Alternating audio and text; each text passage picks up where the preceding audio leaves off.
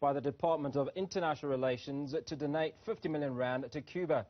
The announcement of the intended donation was made by the Durban Deputy Minister earlier this month to the department's Parliamentary Portfolio Committee. The committee gave the ministry the go-ahead, saying it understood and valued the historical political connections between South Africa and Cuba. For more on this, we are joined by Chef Ku Pillay, who's the National Project Manager for Chefs with Compassion. Chef Pillay, very good evening. Thank you for speaking to us. Where is the angst for you? Good evening, Hugo, and thank you for having me. Look, it goes back to charity begins at home, and we're very disappointed in this decision. 52% of South Africans, and that equates to about just over 31 million people in this country, are food insecure. We are so disappointed because there is no government relief for these 31 million people in our own country. Yet, only 2.2 million people in Cuba are actually in dire straits or face hunger. And yet we are now donating 50 million rand to a country, that's having a problem. But yet in our own backyard, we've got 31 million of our own people going to bed hungry every day. Well, there is the issue of historical political connections between South Africa and Cuba at play. You would like to invalidate those? Look, we can't deny the historic relations between the two countries.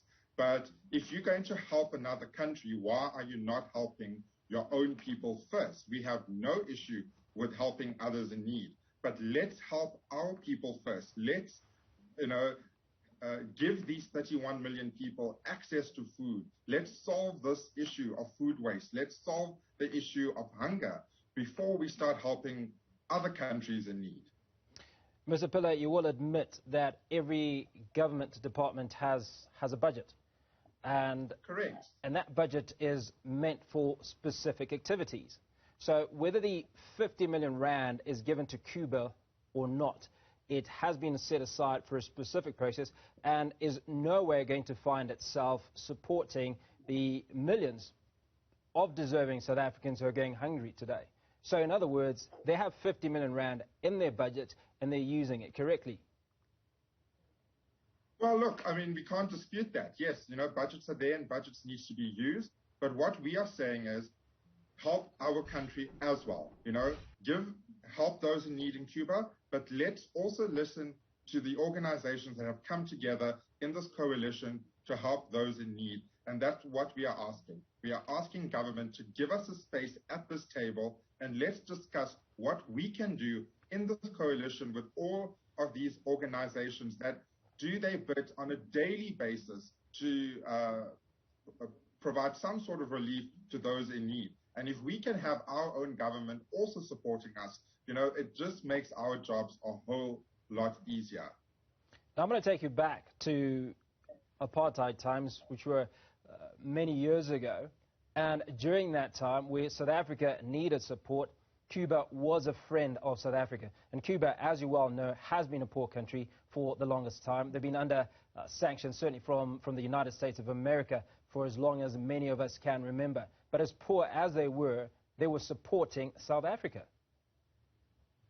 Look, and that's what we appreciate. And this is why we are saying we are disappointed in that there's no help that's being given to our own country. We are not disputing that relief and help needs to be given to Cuba and almost returning the favor for what they had done for us in the past. But what we are saying is there has been no relief given by government to our own people, and yet we are helping another country. We're saying help the other country, but also help those in need in our own country on a daily basis.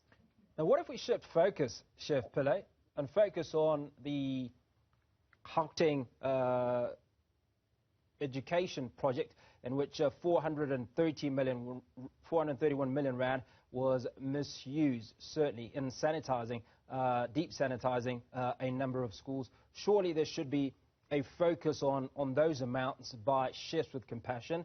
The former disgraced health minister, Zweli Mkhize, accused of influencing the use of the awarding of a tender of 150 million rand. Surely that is where the focus should be on money that is being misappropriated, as opposed to 50 million rand that is budgeted for and is going to Friends of South Africa who supported us at our greatest time of need. Well, this is why we've created this online petition, and this is why organizations in our scope of what we do on a daily basis have formed this coalition, because we want government to hear us. We want government to talk to us. And we also, are concerned about all of the misappropriation of funds in other areas, money that's gone missing. And we are saying, why are people not being held responsible and help those in need in our country? And I will repeat again, we're not against this donation that's going to Cuba. It's just that we're disappointed in that money is going to Cuba or any other country that needs assistance. But why is government not listening to us when we've been asking for help in this area and in this fight to fight hunger in this country?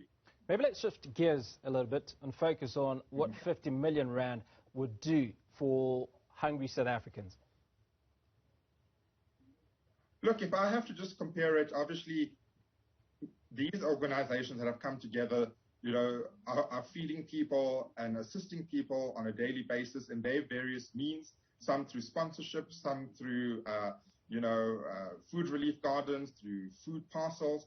But if I have to just look at my organization, which is Chefs for Compassion, and we've built 3 pillars that we practice on a daily basis, and that's rescue, cook, and feed. Because together with the hunger issue of food insecurity that we have in this country, we have a massive food wastage issue, and that's where the rescue part comes in. So we go to rescue the food before it actually gets to the landfill, and then we take that and we convert that into nutritional meals. Yes, so for us, if we have to look at all the logistics that goes around our organization, a meal in our organization costs in the region of 10 Rand per meal. So 50 million would go a long way to feed a lot of people on a daily basis. Now, you talked about rescuing food that is being thrown away. Walk us through this. How does this come about? Look, there's food waste in all aspects, either an overproduction from manufacturers and or farmers who have grown the produce but cannot sell it due to a decreased demand in the produce. So that food already lined up to go to the landfill, and there's nothing wrong with it. Then you have your retail waste, where stock keeps getting replenished, and if it's not sold, again, it goes towards the landfill. And then you have household wastage. You have wastage coming off the food service industry, like hotels and restaurants. So, and that's good food that is literally going to waste. So that's where we go in and we rescue that food before it actually ends up on the landfill.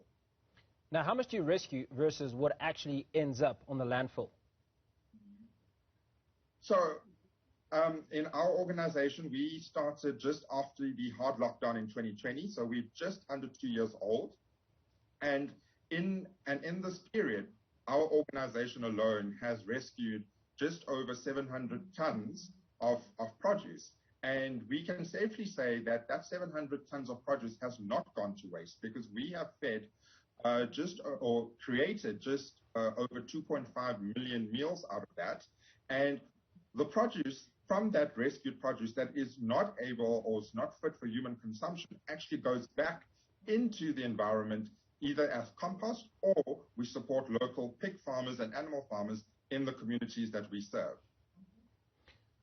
Now, I don't know if you are putting together a campaign of sorts to rescue more of this food that is going to waste, but that's obviously something that certainly as an individual I'd like to support, and think that if there was a focus on garnering support from South Africans to support this activity without necessarily fighting the government and the 50 million rand that is going to Cuba, that you would probably get a lot more support and achieve more, if not immediately.